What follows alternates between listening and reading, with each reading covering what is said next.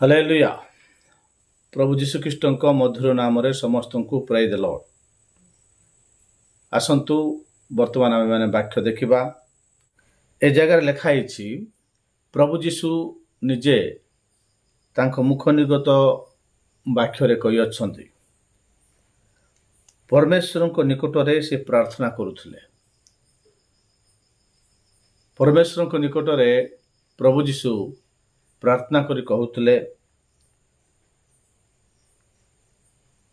ସ୍ୱର୍ଗ ଆଡ଼େ ଉର୍ଦ୍ଧ୍ୱଦୃଷ୍ଟି କରି କହିଲେ, ପିତା, ସମୟ ଉପସ୍ଥିତ ହେଲାନି, ତୁମର ପୁତ୍ରଙ୍କୁ ମହିମାନ୍ୱିତ କର, ଯେପରି ପୁତ୍ର ତୁମକୁ ମହିମାନ୍ୱିତ କରିବେ। ପରମେଶ୍ୱରଙ୍କ ଠାରୁ ପ୍ରଭୁ ଯୀଶୁ ଆସିଛନ୍ତି। ସେଇ ଯୀଶୁ ହିଁ ସ୍ୱୟଂ ପରମେଶ୍ୱର ଅଟନ୍ତି।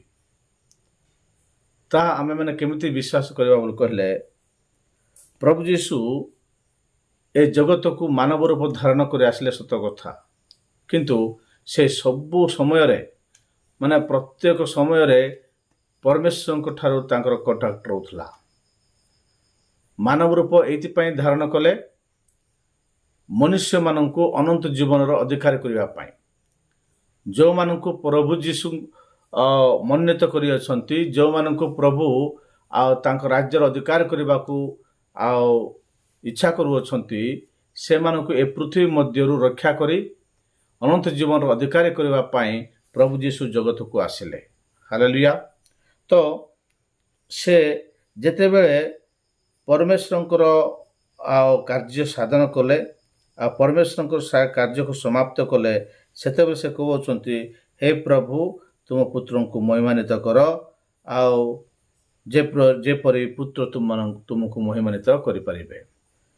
ଆଉ ଯେ ପ୍ରକାର ତୁମେ ତାହାଙ୍କୁ ଯେଉଁ ଲୋକମାନଙ୍କୁ ଦେଇଅଛ, ସେମାନଙ୍କୁ ଅନନ୍ତ ଜୀବନ ଦେବା ନିମନ୍ତେ ତାହାଙ୍କୁ ସମସ୍ତ ମର୍ତ୍ତ୍ୟ ଉପରେ ଅଧିକାର ଦେଲ। ହାଲେଲୁୟା। ଏ ଜାଗାରେ ଲେଖା ହେଇଛି, ପ୍ରଭୁ ଯୀଶୁଖ୍ରୀଷ୍ଟଙ୍କୁ ପରମେଶ୍ୱର ସମସ୍ତ ମର୍ତ୍ତ୍ୟ ବୋଲେ ଏ ପୃଥିବୀ ଉପରେ ପରମେଶ୍ୱର କ'ଣ କରୁଛନ୍ତି? ପ୍ରଭୁ ଯୀଶୁଖ୍ରୀଷ୍ଟଙ୍କୁ ଅନନ୍ତ ଜୀବନ ଦେବା ପାଇଁ, ସର୍ବ ଜଗତର ଲୋକମାନଙ୍କୁ ଅନନ୍ତ ଜୀବନ ଦେବା ପାଇଁ ପ୍ରଭୁ ନିଯୁକ୍ତ କରିଛନ୍ତି ଏବଂ ଅଧିକାର ଦେଇଅଛନ୍ତି। ସେ ଅଧିକାରରେ ପ୍ରଭୁ ଯୀଶୁ କହୁଛନ୍ତି, ହେ ପରିଶାନ୍ତ ବାରଗ୍ରସ୍ତ ସମସ୍ତେ ମୋ ନିକଟକୁ ଆସ, ମୁଁ ତୁମମାନଙ୍କୁ ଆତ୍ମାରେ ବିଶ୍ରାମ ଦେବି ବୋଲି କହିଲେ। ହାଲେଲୁୟା। ହେଲେ ପ୍ରଭୁ ଯୀଶୁଖ୍ରୀଷ୍ଟଙ୍କ ପାଖକୁ ଯେଉଁମାନେ ଆସିବେ, ପ୍ରଭୁ ଯୀଶୁଖ୍ରୀଷ୍ଟଙ୍କୁ ଯେଉଁମାନେ ବିଶ୍ୱାସ କରିବେ, ତ୍ରାଣକର୍ତ୍ତା ଭାବରେ ଯେଉଁମାନେ ତାଙ୍କୁ ଗ୍ରହଣ କରିବେ, ସେମାନେ ଅନନ୍ତ ଜୀବନର ଅଧିକାରୀ ହେଇପାରିବେ। ପ୍ରଭୁ ଯୀଶୁ ଯେଉଁ ଅଧିକାର ପ୍ରାପ୍ତ ହେଇଛନ୍ତି, ଆଉ ସେ ଅଧିକାର ସେମାନଙ୍କୁ ମଧ୍ୟ ଦେବେ। ହାଲେଲୁୟା। ସେ ଅଧିକାର ହେଉଛି ଅନନ୍ତ ଜୀବନର ଅଧିକାର ହେବାଟା। ଅନନ୍ତ କାଳ ପ୍ରଭୁ ଯୀଶୁଖ୍ରୀଷ୍ଟଙ୍କ ସହିତ ରହିବା ପାଇଁ ପ୍ରଭୁ ଯୀଶୁଖ୍ରୀଷ୍ଟଙ୍କୁ ପରମେଶ୍ୱର କ'ଣ କରୁଛନ୍ତି? ଅଧିକାର ଦେଇଛନ୍ତି। ହାଲେଲୁୟା। ସେ କହୁଛନ୍ତି, ଆଉ ଏକମାତ୍ର ସତ୍ୟେଶ୍ୱର ଯେ ତୁମକୁ ଓ ତୁମ ପ୍ରେରିତ ଯୀଶୁଖ୍ରୀଷ୍ଟଙ୍କୁ ଜାଣିବା ଅନନ୍ତ ଜୀବନ ଅଟେ। ହାଲେଲୁୟା। ସେ ଅନନ୍ତ ଜୀବନ ହେଉଛି ଯୀଶୁଖ୍ରୀଷ୍ଟଙ୍କୁ ଜାଣିବା, ଯୀଶୁଖ୍ରୀଷ୍ଟଙ୍କୁ ଚିହ୍ନିବା। ସେ କିଏ ଅଟନ୍ତି? ଲୋକମାନେ ଏକ ଭ୍ରାନ୍ତ ଶିକ୍ଷାରେ ପଡ଼ିଅଛନ୍ତି। ପ୍ରଭୁ ଯୀଶୁଖ୍ରୀଷ୍ଟଙ୍କୁ ଜାଣିବାଟା ହିଁ ଅନନ୍ତ ଜୀବନ, କାରଣ ସେ ପରମେଶ୍ୱରଙ୍କ ନିକଟରୁ ଆସିଅଛନ୍ତି। ସେ ସ୍ୱୟଂ ସେ ପରମେଶ୍ୱର ଅଟନ୍ତି। ସେ ଆଦ୍ୟରେ ବାକ୍ୟ ଥିଲେ, ବାକ୍ୟ ଈଶ୍ୱରଙ୍କ ସଙ୍ଗରେ ଥିଲେ, ସେଇ ବାକ୍ୟ ଈଶ୍ୱର ଥିଲେ।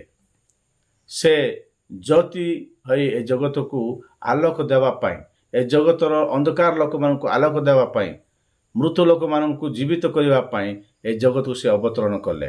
ହାଲେଲୁୟା। ତ ସେ କହୁଛନ୍ତି, ମୋତେ ଯେତେ ଲୋକଙ୍କୁ ତୁମେ ଦେଇଅଛ, ସେ ସମସ୍ତଙ୍କୁ ଅନନ୍ତ ଜୀବନ ଦେଉଅଛି। ହାଲେଲୁୟା। ହେଲେ ଅନନ୍ତ ଜୀବନ କ'ଣ ବୋଲି କହିଲେ, ଯୀଶୁଖ୍ରୀଷ୍ଟଙ୍କୁ ଜାଣିବା ହେଉଛି ଅନନ୍ତ ଜୀବନ। ପରମେଶ୍ୱରଙ୍କୁ ଚିହ୍ନିବା, ସେ କିଏ? ଏକମାତ୍ର ସତ୍ୟ ପରମେଶ୍ୱରଙ୍କୁ ଜାଣିବାଟା ହେଉଛି ଅନନ୍ତ ଜୀବନ। ହାଲେଲୁୟା। ସେ ପରମେଶ୍ୱର କିଏ ବୋଲି କହିଲେ, ସେ ପରମେଶ୍ୱର ହେଉଛନ୍ତି ସ୍ୱୟଂ ଯୀଶୁ। ପ୍ରେଜ୍ ଦ ଲର୍ଡ। ସେଥିପାଇଁ ସେ କହୁଛନ୍ତି, ତୁମେ ମୋତେ ଯେଉଁ କର୍ମ କରିବାକୁ ଦେଇଅଛ ତାହା ମୁଁ ସମାପ୍ତ କରି ପୃଥିବୀରେ ତୁମକୁ ମହିମାନ୍ୱିତ କରିଅଛି। ହାଲେଲୁୟା।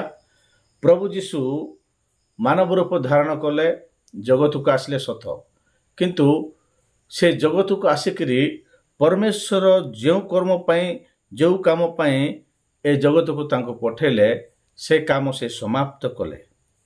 ତେଣୁ ସେ କ୍ରୁଶରେ ତାଙ୍କର ପ୍ରାଣବାୟୁ ଛାଡ଼ିବା ସମୟରେ ସେ କହିଲେ, ଏବେ ସମାପ୍ତ ହେଲା। ହାଲେଲୁୟା। ପ୍ରଭୁ ଯୀଶୁ କ୍ରୁଶରେ 7 ପ୍ରକାର ବାଣୀ କହିଲେ। ସେ 7 ପ୍ରକାର ବାଣୀ ମଧ୍ୟରୁ ଏଇଟା ହେଉଛି ଶେଷ ବାଣୀ, ସପ୍ତମ ବାଣୀ, ସମାପ୍ତ ହେଲା। ତେଣୁ ପରମେଶ୍ୱର ପ୍ରଭୁ ଯୀଶୁ ଖ୍ରୀଷ୍ଟଙ୍କୁ ଏ ଜଗତକୁ ପଠାଇଲେ ବୋଲି ଆମେ ଏ ଜାଗାରେ ବୁଝିପାରିଲୁ। ହେଲେ ତାଙ୍କୁ ଯେଉଁମାନେ ବିଶ୍ୱାସ କରିବେ, ତ୍ରାଣକର୍ତ୍ତା ଭାବେ ଗ୍ରହଣ କରିବେ, ସେମାନେ ତହିଁର ଅଧିକାର ପ୍ରାପ୍ତ ହେବେ। ହାଲେଲୁୟା। ହେଲେ ସେ କ'ଣ ପାଇଁ ଆସିଛନ୍ତି? ଅନନ୍ତ ଜୀବନ ଦେବା ପାଇଁ। ସେ ଅନନ୍ତ ଜୀବନ ସ୍ୱୟଂ ସେ ହିଁ ଅଟନ୍ତି। ହେଲେ ତାଙ୍କୁ କେଉଁମାନେ ପାଇବେ ବୋଲି କହିଲେ, ଆମେମାନେ ଦେଖିବା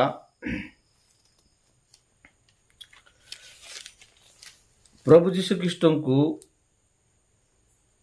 କେଉଁମାନେ ପାଇବେ ବୋଲି କହିଲେ, ଯେଉଁମାନେ ମନୋନୀତ ହୋଇଅଛନ୍ତି, ଯେଉଁମାନଙ୍କୁ ପ୍ରଭୁ ପରମେଶ୍ୱର ତାହାଙ୍କୁ ଦେଇଅଛନ୍ତି, ସେମାନେ ହେଉଛନ୍ତି ଆଉ ତୁମେ ଆଉ ମୁଁ। ଅନେକ ଲୋକ, ଏ ଜଗତ ମଧ୍ୟରେ ଅନେକ ଲକ୍ଷ ଲକ୍ଷ କୋଟି କୋଟି ଲୋକମାନେ ଅଛନ୍ତି। ତହିଁ ମଧ୍ୟରୁ କେତେକ ଲୋକଙ୍କୁ ପରମେଶ୍ୱର ଅନନ୍ତ ଜୀବନର ଅଧିକାର ହେବା ପାଇଁ ପ୍ରଭୁ ଯୀଶୁ ଖ୍ରୀଷ୍ଟଙ୍କୁ ଦେଇଅଛନ୍ତି। ହାଲେଲୁୟା।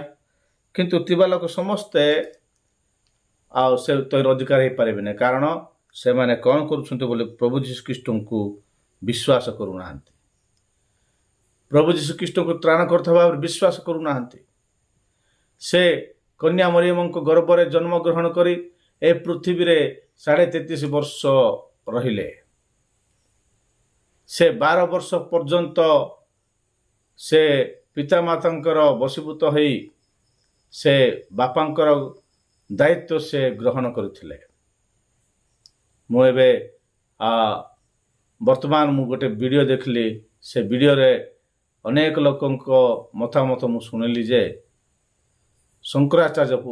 ଆଦି ଶଙ୍କରାଚାର୍ଯ୍ୟ ପୁଣି କହିଛନ୍ତି ପ୍ରଭୁ ଯୀଶୁ ତାଙ୍କ ପାଖକୁ ଆସିକି ଶିକ୍ଷା ପାଇଛନ୍ତି, ପୁଣି ପୁରୀକୁ ଆସିଲେ, ଓଡ଼ିଶାକୁ ଆସିଲେ ବୋଲି କହୁଛନ୍ତି। ତାହା ସମ୍ପୂର୍ଣ୍ଣ ମିଥ୍ୟା ଅଟେ। ବାଇବେଲରେ କୌଣସି ଜାଗାରେ ସେ ବିଷୟ ଲେଖାଯାଇ ନାହିଁ। ପ୍ରଭୁ ପରମେଶ୍ୱର ଯାହା କହିଲେ ତାହା ହିଁ କରିଛନ୍ତି।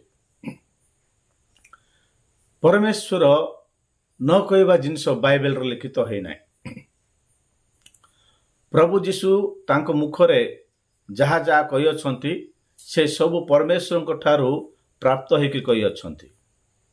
ହେଲେ ପ୍ରଭୁ ଯଦି ଆମ ଓଡ଼ିଶା ଜଗନ୍ନାଥ ମନ୍ଦିରକୁ ଆସିକରି ଆଦି ଶଙ୍କରାଚାର୍ଯ୍ୟଙ୍କ ସହିତ ମିଶିକରି ଆଉ ତାଙ୍କଠାରେ ଶିକ୍ଷା ଯଦି ଗ୍ରହଣ କରିଛନ୍ତି, ତାହେଲେ ତହିଁ ମଧ୍ୟରୁ ଗୋଟିଏ କଥା ହେଲେ ତ ବାଇବେଲ ଲିଖିତ ହୋଇଥାନ୍ତା।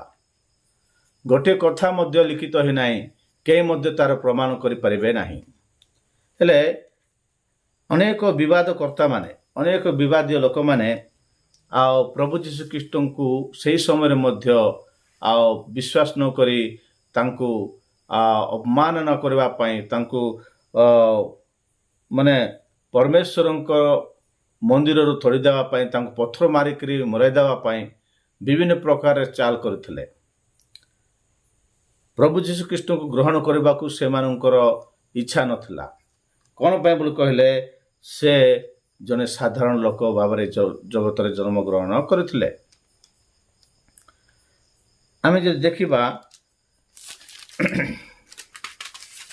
ସେଇ ଯୋହାନ ଲିଖିତ ସୁସମାଚାର ତାର 8 ପର୍ବ ତାର 12 ପଦରେ ଗୋଟେ କଥା ପ୍ରଭୁ ଯୀଶୁ କହିଛନ୍ତି। ଯୀଶୁ ପୁନର୍ବାର ଲୋକ ସମୂହକୁ ଶିକ୍ଷା ଦେଇକି କହିଲେ, ମୁଁ ଜଗତର ଜ୍ୟୋତି, ଯେ ମୋହର ଅନୁଗମନ କରେ ସେ କେବେ ହିଁ ଅନ୍ଧକାରରେ ଭ୍ରମଣ କରିବ ନାହିଁ, ବରଂ ଜୀବନର ଜ୍ୟୋତି ପାଇବ। ହାଲେଲୁୟା। ପ୍ରଭୁ ଯୀଶୁଖ୍ରୀଷ୍ଟଙ୍କୁ ଜାଣିବାଟା ହିଁ ଅନନ୍ତ ଜୀବନ। এই ଜାଗାରେ ଯୀଶୁ ହିଁ ଆଲୋକ ଅଟନ୍ତି। ମୁଁ ଜଗତର ଜ୍ୟୋତି।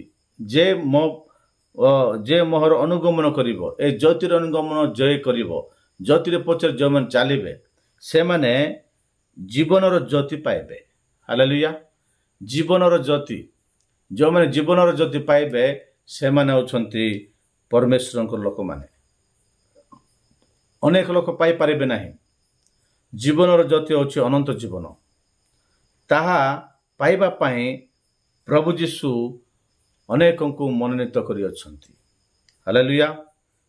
ଆଉ ସେତେବେଳେ ସେଥିରେ ପାରୁସୀମାନେ 13 ପଦରେ ଲେଖା ହେଇଛି, 8-13 ଲେଖା ହେଇଛି। ସେଥିରେ ପାରୁସୀମାନେ ତାହାଙ୍କୁ କହିଲେ, ତୁମେ ନିଜ ବିଷୟରେ ସାକ୍ଷ୍ୟ ଦେଉଅଛ, ତୁମର ସାକ୍ଷ୍ୟ ସତ୍ୟ ନୁହେଁ ବୋଲି କହିଲେ। ଯୀଶୁ ସେମାନଙ୍କୁ ଉତ୍ତର ଦେଲେ, ମୁଁ ଯଦି ନିଜ ବିଷୟରେ ସାକ୍ଷ୍ୟ ଦେଇଥାଏ ତେବେ ସୁଦ୍ଧା ମୋହର ସାକ୍ଷ୍ୟ ସତ୍ୟ, କାରଣ ମୁଁ ଯେଉଁ ସ୍ଥାନରୁ ଆସିଅଛି ଓ କେଉଁ ସ୍ଥାନକୁ ଯାଉଅଛି ତାହା ଜାଣେ। କିନ୍ତୁ ମୁଁ ଯେଉଁ ସ୍ଥାନରୁ ଆସେ କିମ୍ବା କେଉଁ ସ୍ଥାନକୁ ଯାଏ ତାହା ତୁମେମାନେ ଜାଣ ନାହିଁ। ତୁମେମାନେ ମନୁଷ୍ୟ ଭାବରେ ବିଚାର କରିଥାଅ, ମୁଁ କାହାରି ବିଚାର କରେ ନାହିଁ। ହାଲେଲୁୟା। ତୁମେ ମନୁଷ୍ୟ ଭାବରେ ବିଚାର କରୁଛ, ମୁଁ କାହାର ବିଚାର କରୁନାହିଁ। ବର୍ତ୍ତମାନ ମୁଁ କେଉଁଠାରୁ ଆସିଅଛି ମୁଁ ଜାଣିଛି, ମୋତେ କିଏ ପଠେଇଛନ୍ତି ମୁଁ ଜାଣିଛି, ମୋର କାମ କ'ଣ ତାହା ମଧ୍ୟ ମୁଁ ଜାଣିଛି। ମୁଁ କହିବା କଥା ସତ୍ୟ ଅଟେ। ମୁଁ ସତ୍ୟ ବିଷୟରେ ସାକ୍ଷ୍ୟ ଦେବା ପାଇଁ ମୁଁ ଆସିଅଛି। ସେତେବେଳେ ପାରୁସୀ ଶାସ୍ତ୍ରୀମାନେ ତାଙ୍କୁ ଗ୍ରହଣ କଲେ ନାହିଁ। ପାରୁସୀ ଶାସ୍ତ୍ରୀମାନେ ତାଙ୍କ ଲୋକମାନଙ୍କୁ ଗ୍ରହଣ କରିବାକୁ ଦେଲେ ନାହିଁ। ଯୀଶୁ କହିଲେ, ତୁମେ ମନୁଷ୍ୟମାନେ ଭାବିଲା ପରି ଭାବୁଛ, ମୁଁ ପରମେଶ୍ୱର କ'ଣ ଭାବିଛନ୍ତି ମୁଁ ତାହା କରିବାକୁ ଆସିଛି। ପ୍ରଭୁ ମନୁଷ୍ୟମାନଙ୍କ ପ୍ରତି ଯେଉଁ ଯୋଜନା ରଖିଅଛନ୍ତି ତାହା ହେଉଛି ଅନନ୍ତ ଜୀବନର ଯୋଜନା। ତାହାକୁ ପାଇବା ପାଇଁ ଅନେକ ଲୋକଙ୍କୁ ମୁଁ ମନୋନୀତ କରିବାକୁ ଆସିଅଛି। କିନ୍ତୁ ତୁମେ ମନୁଷ୍ୟ ଭାବରେ ଭାବୁଛ, ତେଣୁ ମୋତେ ତୁମେ ଘୃଣା କରୁଅଛ। କିନ୍ତୁ ମୁଁ ଯଦି ବିଚାର କରେ ତେବେ ସୁଦ୍ଧା ମୋହର ବିଚାର ଯଥାର୍ଥ ହେବ, କାରଣ ମୁଁ ଏକାକୀ ନୁହେଁ, କିନ୍ତୁ ମୋହର ପ୍ରେରଣକର୍ତ୍ତା ମୋ ସାଙ୍ଗରେ ଅଛନ୍ତି। ହାଲେଲୁୟା। ଯୀଶୁଙ୍କର ପ୍ରେରଣକର୍ତ୍ତା ଅଛନ୍ତି ପରମେଶ୍ୱର। ତାଙ୍କୁ ପଠେଇଛନ୍ତି ବୋଲି ସେ ସତ୍ୟ ଭାବରେ କହୁଅଛନ୍ତି। ହାଲେଲୁୟା। ସେ ଏ ଜଗତର ମନଗଢ଼ା କଥା କହୁନାହାନ୍ତି। ତାଙ୍କେ ଯାହା ଶୁଣି ଯାଉଛନ୍ତି, ଯେଉଁଥିପାଇଁ ତାଙ୍କେ ଆସିଅଛନ୍ତି ସେଇ କାମ ଆକା କରୁଛନ୍ତି। ସେ 33.5 ବର୍ଷ ଥିଲେ। ସେ କାର୍ପେଣ୍ଟର କାମ କରୁଥିଲେ। ବାପାଙ୍କର ସେ ଯୋସେଫ ତାଙ୍କୁ ବାପା ଭାବରେ ତାଙ୍କୁ ଗ୍ରହଣ କରୁଥିଲେ। ସେ ତାଙ୍କ ଔରସରେ ଜାତ ହୋଇନଥିଲେ ମଧ୍ୟ ମରିୟମଙ୍କର ଗର୍ଭରେ ସେ ଜାତ ହୋଇଥିବାରୁ ଆଉ ଯୋସେଫ ତାଙ୍କର ବାପା ଭାବରେ ଗଣିତ ହୋଇଥିଲେ। ସେ କାର୍ପେଣ୍ଟର କାମ କରୁଥିଲେ, ଆଉ ସେଇ କାମ ଯୀଶୁ ମଧ୍ୟ କରୁଥିଲେ। ସେଇ କାମ କରିକିରି ତାଙ୍କର ପରିବାରଙ୍କୁ, ତାଙ୍କର ଭାଇମାନଙ୍କୁ, ତାଙ୍କର ଭଉଣୀମାନଙ୍କୁ, ତାଙ୍କ ମାଆଙ୍କୁ ସେ ପ୍ରତିପୋଷଣ କରୁଥିଲେ। 30 ବର୍ଷ ପର୍ଯ୍ୟନ୍ତ ସେ କାମ କରି ତାଙ୍କର ପରିବାରକୁ ପୋଷୁଥିଲେ। ତାପରେ ପ୍ରଭୁଙ୍କୁ ସେବା କରିବାକୁ ତାଙ୍କେ ବାହାରିଲେ। ତାପରେ କ'ଣ କ'ଣ ହେଲା ସେ ସବୁ ବିଷୟ ଆମେ ଜାଣିଛୁ। ଆଉ ପ୍ରଭୁଙ୍କୁ ସେବା କରୁଥିବା ସମୟରେ ପ୍ରଭୁ ଯାହା କହିଛନ୍ତି ସେ ବିଷୟରେ ସାକ୍ଷ୍ୟ ଦେଉଥିବା ସମୟରେ ଏ ପାରୁସୀ ଶାସ୍ତ୍ରୀମାନେ ଆସି କହିଲେ, ତୁମେ ନିଜର କଥା କହୁଛ, ତୁମର କଥା ଚଲିବ ନାହିଁ। କିନ୍ତୁ ପ୍ରଭୁ କହିଲେ, ମୁଁ ନିଜର କଥା କହିଲେ ମଧ୍ୟ, ମୁଁ ବିଚାର କଲେ ମଧ୍ୟ ତାହା ଯଥାର୍ଥ ହେବ, କାରଣ ମୁଁ ସତ୍ୟ, ମୋର ସାକ୍ଷ୍ୟ ସତ୍ୟ, କାରଣ ମୁଁ ଯେଉଁ ସ୍ଥାନରୁ ଆସିଅଛି ତାହା ମୁଁ ଜାଣିଛି। ହାଲେଲୁୟା। ତାହା ମୁଁ ଜାଣିଛି, ମୁଁ କିଏ, ମୋର ପରିଚୟ କ'ଣ ସବୁ ମୁଁ ଜାଣିଛି। ଆମେମାନେ ମୁଁ ମିଥ୍ୟା କହିବାର ଆବଶ୍ୟକ ନାହିଁ, କାରଣ ପ୍ରଭୁ ମୋ ଜୀବନରେ ମୋତେ ଯାହା ଯାହା କହିଅଛନ୍ତି ସେସବୁ ମୁଁ କରୁଅଛି। ହାଲେଲୁୟା। ସେତେବେଳେ କ'ଣ ହେଲା ବୋଲି କହିଲେ, ପାରୁସୀ ଶାସ୍ତ୍ରୀମାନେ ରାଗିଗଲେ। ପାରୁସୀ ଶାସ୍ତ୍ରୀମାନେ ବହୁତ ରାଗିଗଲେ। ରାଗି ଯାଇକରି ପ୍ରଭୁ ଯୀଶୁଖ୍ରୀଷ୍ଟଙ୍କୁ କ'ଣ କଲେ, ପଥର ମାରିକରି ମାରିଦେବାକୁ ଚେଷ୍ଟା କରୁଥିଲେ। ମନ୍ଦିରରୁ ବାହାର କରିକରି ପଥର ଯାକ ମାରିକରି ତାଙ୍କୁ ମରାଇ ଦେବାକୁ ଚେଷ୍ଟା କରୁଥିଲେ। ତାଙ୍କ ନିଜ ଲୋକମାନେ ତାଙ୍କୁ ଗ୍ରହଣ କଲେ ନାହିଁ, କାରଣ ସେ ସାଧାରଣ ଲୋକ ଭାବରେ ଥିଲେ। ତାଙ୍କେ ଯଦି ଚାହିଁଥାନ୍ତେ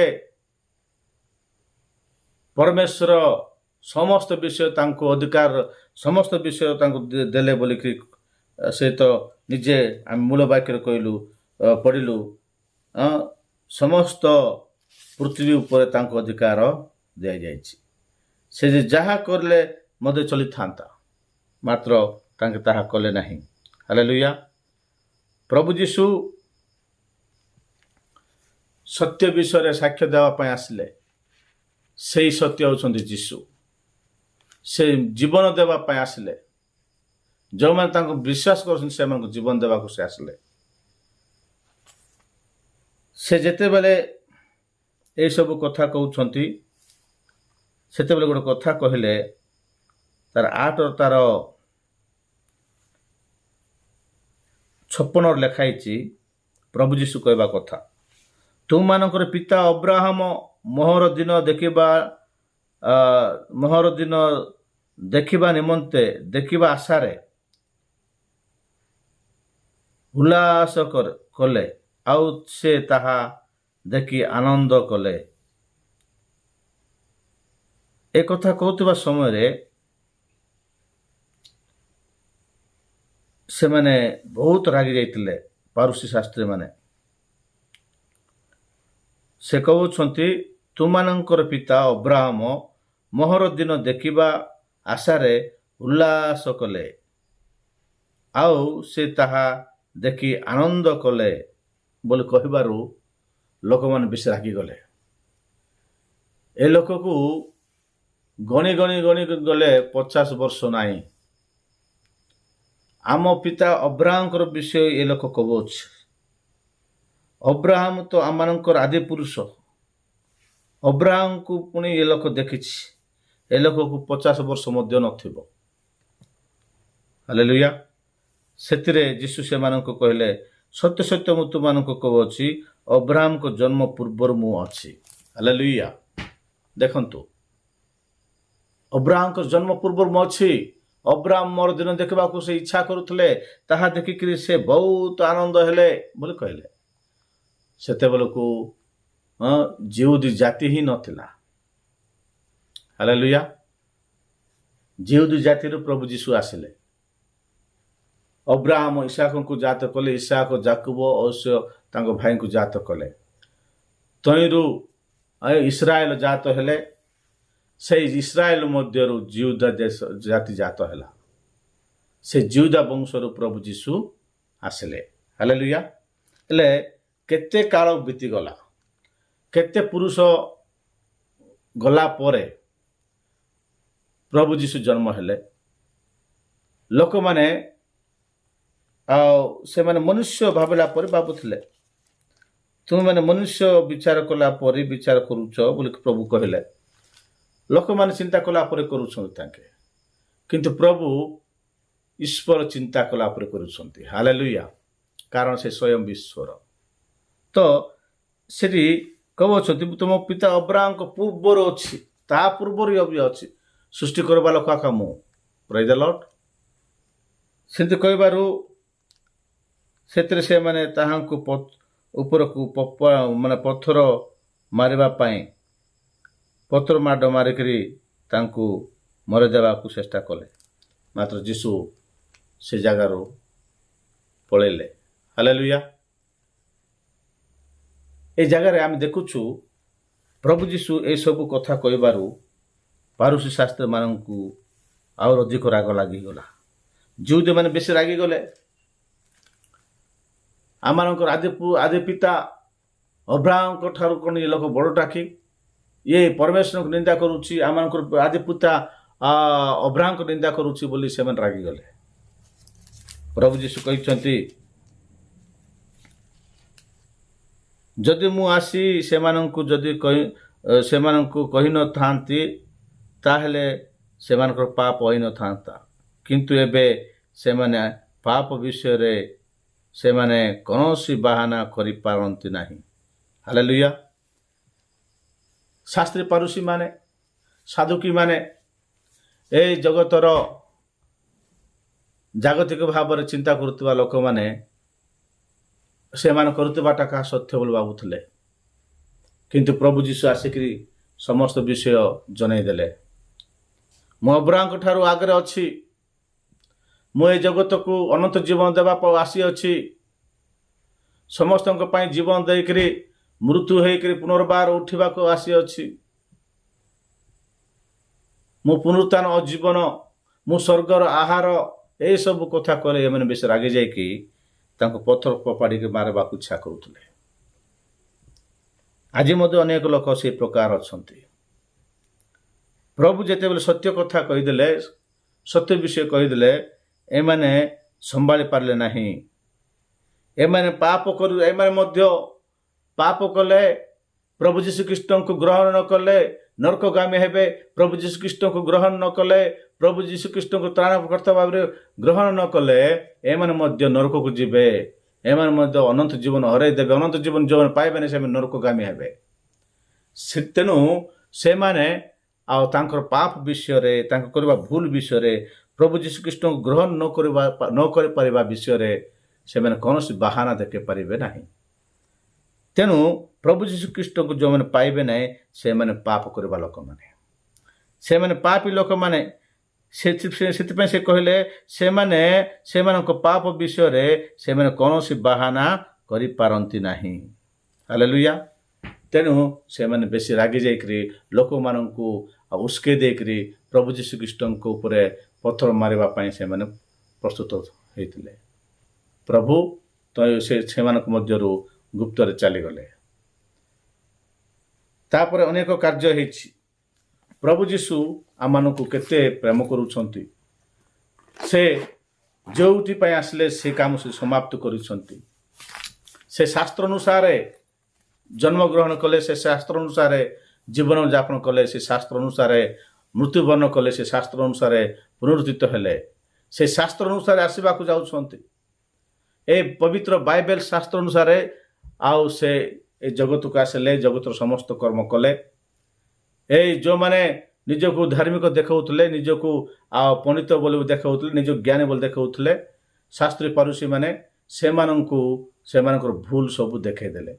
सेते बेले से माने लोक मानकु सेकरी प्रभु जीशु कृष्ण को मारिबा को प्रस्तुत थिले। एही प्रकार कार्य गुड़ाक से समय मध्य होउतला। मोर प्रिय लोक माने आज वाक्य आपण मानक जीवन रे कार्यकारी हो बोली प्रभु जीशु कृष्ण प्रार्थना करवा। आसंत प्रार्थना करवा।